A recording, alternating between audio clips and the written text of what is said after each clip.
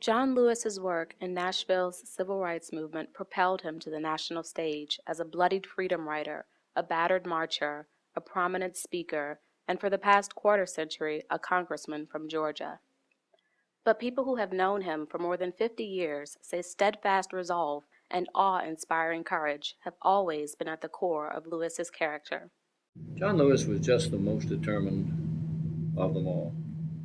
Whether it was 3 or 5 or a dozen or 2 dozen, he was going to march as often as it made sense. Somewhere there's a picture of John being gassed, but there were only a handful of marches. He led those marchers on a regular basis. He didn't want it ever to appear that the challenge wasn't going to be made.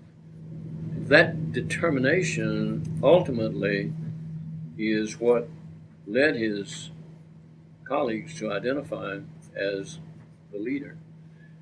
Born in 1940, Lewis came to Nashville's American Baptist Theological Seminary in 1957 from Troy, Alabama, where his parents were sharecroppers. He wanted to be a preacher.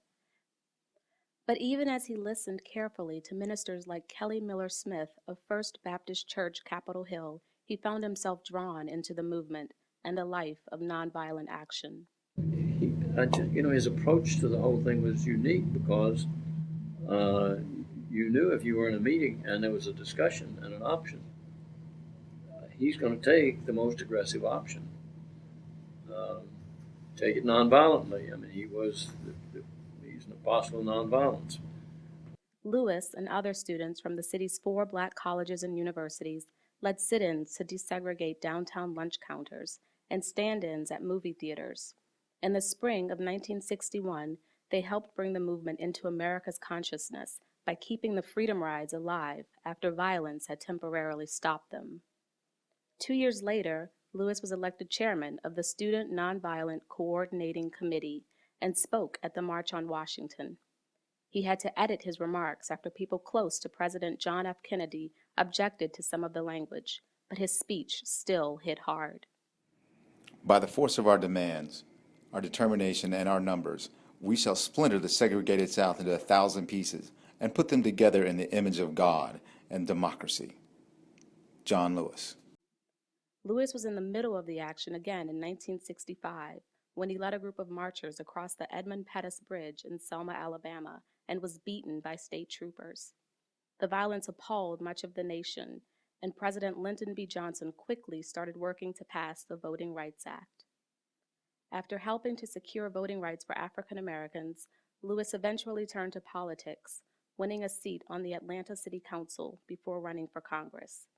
This child of rural Alabama was elected to represent the New South's biggest city in 1986 and is now serving his 14th term. It was the one way he could go rather than to the church where he thought he could make a difference. I mean, he talked as a very young boy. He talked about being a preacher and how he was going to lead people of the beloved community through his role as a minister of the gospel. And I think he found politics as a more powerful way to do that.